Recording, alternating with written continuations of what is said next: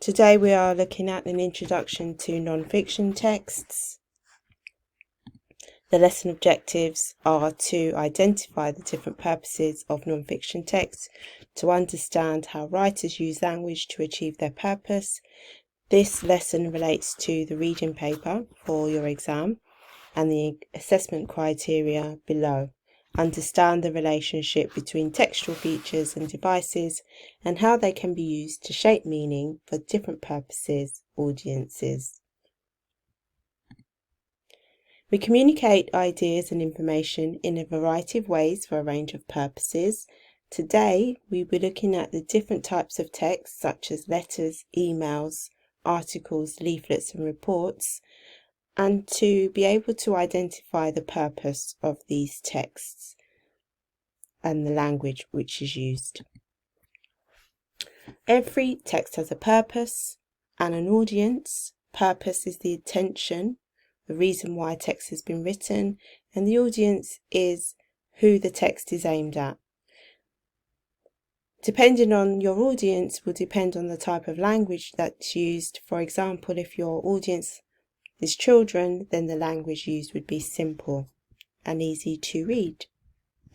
Functional Skills Level 2 looks at the following purposes of texts: inform, explain, describe, persuade, advise, and argue. You should be able to identify the differences between these texts for the purposes of your exams. Texts that inform give information, factual information. The purpose is to increase that reader's knowledge about an issue or topic. Usually it has facts, statistics. The types of text that fall into this category are newspapers, leaflets, emails, articles. It's just not these types of text, but these are just some of the texts.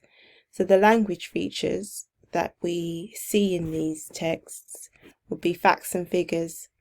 It will have a neutral tone or an authoritative tone, no emotive language, quotes from experts and witnesses. So the idea is that these texts are impartial or non-biased.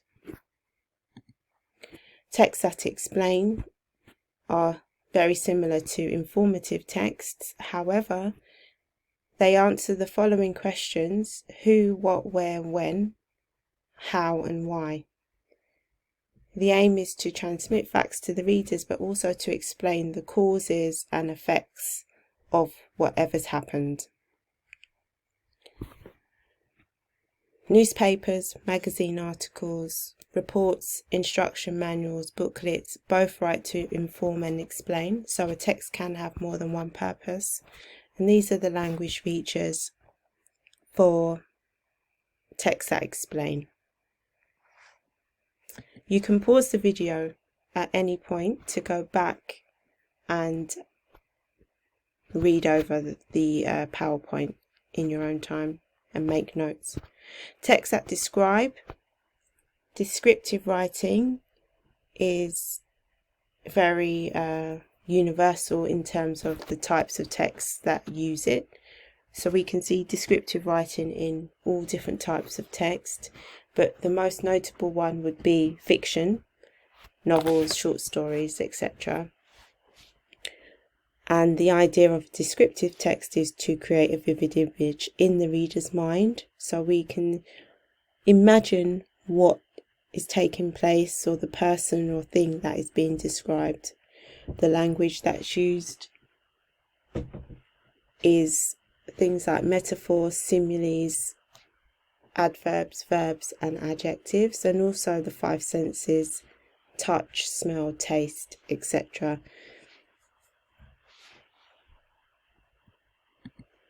Texts that persuade. Persuasive language is everywhere, and we're constantly bombarded with persuasive TV adverts, social media ads, newspaper article ads, political persuasion, etc. So persuasive language is designed to convince us to buy a product, sign up to a service, or agree with an opinion. These texts are often one-sided but when they do convey an alternative viewpoint, they're usually contradicted or refuted or dismissed. These are the language features for persuasive texts. It's important that you start to look out for these language devices or features when you're reading different texts, because you'll be expected to point these out in your exams. So you'll be given a glossary of terms to help you do that. Texts that advise, offer a suggestion of how to do something. It's very similar to instructive texts because of the type of language that's used. So we have the use of modal verbs, should, could, to make suggestions, clear language, bullet points, odd numbered lists.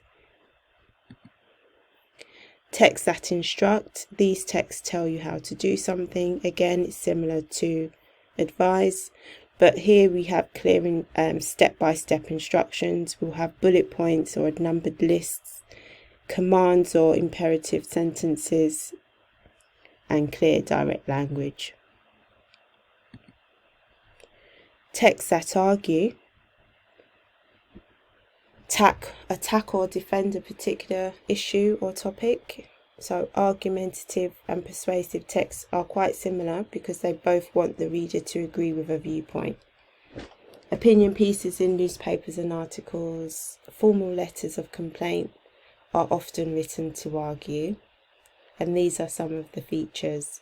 Strong, memorable opening, which could be a controversial statement or a very strong statement. Facts, statistics, quotes from experts, and so on. You need to remember that text can have more than one purpose, and this is a very important skill to develop, not just for your exams, but it helps to develop your critical thinking skills. So you're now going to read some text, and then you're going to answer the question. So you can pause, read the text, answer the question, write this down on a piece of paper. You can go back to the video at any time. You can go back to the beginning and watch it again. Read the text and then answer this question. What is the purpose of this text? So you're going to think about the language features.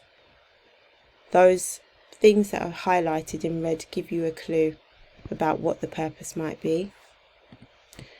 It's to inform,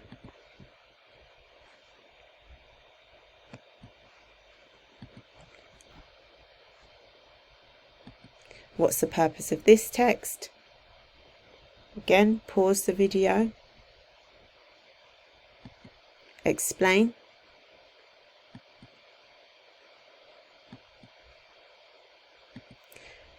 what's the purpose of this text? Pause the video.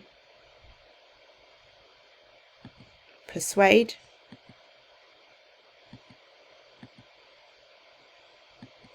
What's the purpose of this text? Pause.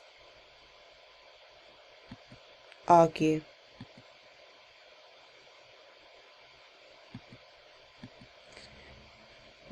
What's the purpose of this text? Instruct. What's the purpose of this text? Describe.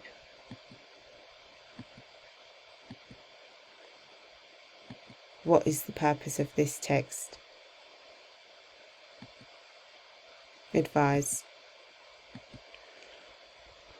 Now you're going to complete a writing task.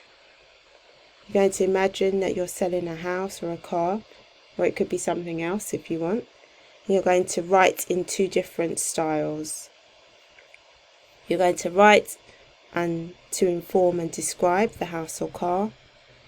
Then you're going to write to persuade someone to buy the house or car.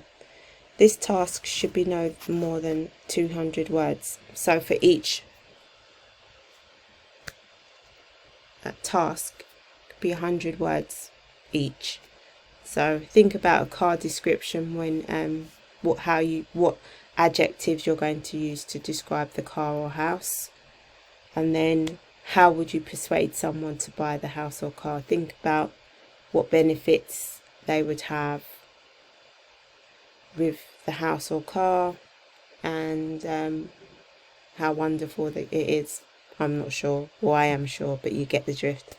So email me the task when you've finished, and then I will give you feedback.